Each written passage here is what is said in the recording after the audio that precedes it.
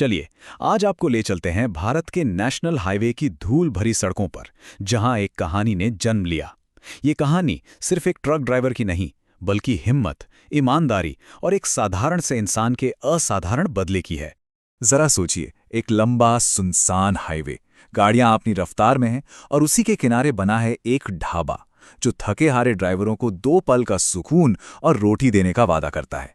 लेकिन इस ढाबे की दीवारों के पीछे एक ऐसा राज छिपा है जो भरोसे को चकनाचूर कर देता है।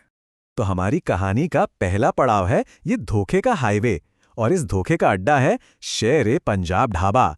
एक ऐसी जगह जो बाहर से तो मदद का घर लगती है, पर अंदर लूट का जाल बिछाए बैठी है। अब इस कहानी के 2 मुख्य किरदार हैं। एक तरफ है धर्म सिंह, ढाबे का मालिक। देखिए, नाम में तो धर्म है, पर उसकी नीयत में सिर्फ लालच और धोखा भरा है। और दूसरी तरफ है बलदेव, एक सीधा-साधा मेहनती ट्रक ड्राइवर जो अपनी मेहनत की रोटी खाता है। 2 एकदम अलग लोग जो अब आमने सामने आने वाले थे। धर्म सिंह का जो काम करने का तरीका था ना, वो कोई छोटी मोटी हेराफेरी नहीं थी, बल्कि एक पूरी प्लानिंग थी, बहुत बेरहम। उसके आदमी रात के अंधेरे में हाईवे पर पत्थर रख देते।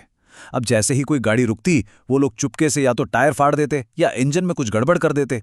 अब फंसा हुआ ड्राइवर बेचारा कहाँ जाएगा? सीधा धर्म सिंह के ढाबे पर, जहां उससे हर चीज के लिए मुंह मांगे पैसे वसूले जाते थे। और ये लूट सिर्फ गाड़ी ठीक करने तक नहीं थी। नहीं, खाने का तो और भी बुरा हाल था। रोटियां इतनी सख्त कि पत्थर जैसी लगें, और मटन पता नहीं कितने दिन पुराना। लेकिन दाम ऐसे जैसे किसी बड़े 5 स्टार होटल में खाना खा रहे हों। ये सिर्फ पैसों की लूट नहीं थी, ये उन लोगों की मजबूरी का फायदा उठाना था जिनकी जिंदगी ही इन सड़कों पर कटती है। लेकिन कहते हैं ना, हर अंधेरी रात की सुबह होती है। अब कहानी में एंट्री होती है हमारे हीरो बलदेव की। एक ऐसा ड्राइवर जो इस पूरे खेल को अच्छी तरह समझता था और उसने ठान लिया था कि अब इसे खत्म करके ही रहेगा। बलदेव को धर्म सिंह की हर एक चाल के बारे में पता था। वो सालों से ये सब कुछ देख और सुन रहा था। पर एक दिन उसने फैसला किया, बस अब बहुत हो गया। अब धर्म सिंह को उसी के बिछाए जाल में फंसाना होगा। तो बलदेव ने धर्म सिंह की ही चाल को उसी पर पलट दिया।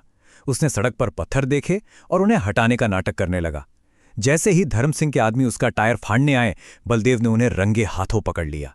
फिर क्या, उन्हें ट्रक में बांधकर छिपाया और सीधा धर्म सिंह के ढाबे पर पहुंचकर गाड़ी खराब होने का नाटक करने लगा। मतलब शिकारी अब खुद शिकार बन चुका था। अब आता है कहानी का सबसे दिलचस्प मोड़। यहां लड़ाई ताकत या धोखे से नहीं, बल्कि एक बिल्कुल अलग हथियार से लड़ी जानी थी। और वो हथियार था खाने की असली खुशबू।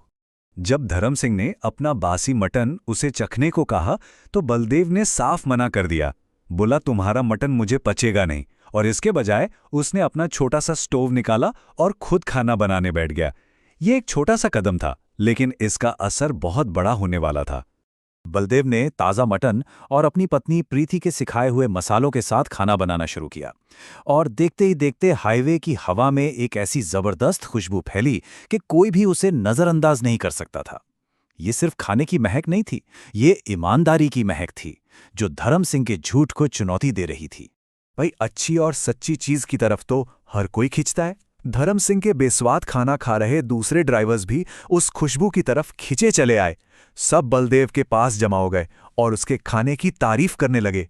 अब पासा धीरे धीरे पलट रहा था। तो खुशबू ने अपना काम कर दिया था, माहौल बन चुका था। अब बारी थी आमने सामने की टक्कर की और हाईवे पर इंसाफ होने की। अपने ग्राहकों को बलदेव के पास जाता देख धर्म सिंह तो आग बबूला हो गया।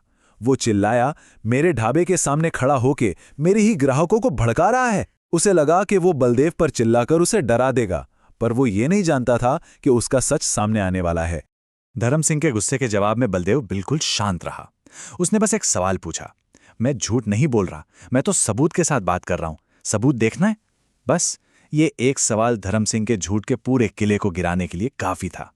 और फिर बलदेव ने अपना तुरुप का इक्का दिखाया। वो सबको अपने ट्रक के पीछे ले गया और वहां कौन थे? धर्म सिंह के ही 2 आदमी बंधे हुए। बाकी ड्राइवरों का गुस्सा देखकर उन्होंने फौरन सच उगल दिया कि ये सब उन्हें धर्म सिंह ने ही करने को कहा था। बस खेल खत्म। तो हर कहानी की तरह इस कहानी से भी एक सीख मिलती है, एक ऐसा सबक जो किरदारों के अंजाम में साफ साफ दिखाई देता है। तो आखिर में हुआ क्या? धोखेबाज धर्म सिंह को रातों रात अपना बोरिया बिस्तर बांधकर वहां से भागना पड़ा। उसका झूठ का पूरा धंधा चौपट हो गया। और दूसरी तरफ बलदेव और उसकी पत्नी प्रीति ने उसी हाईवे पर अपना ढाबा खोला।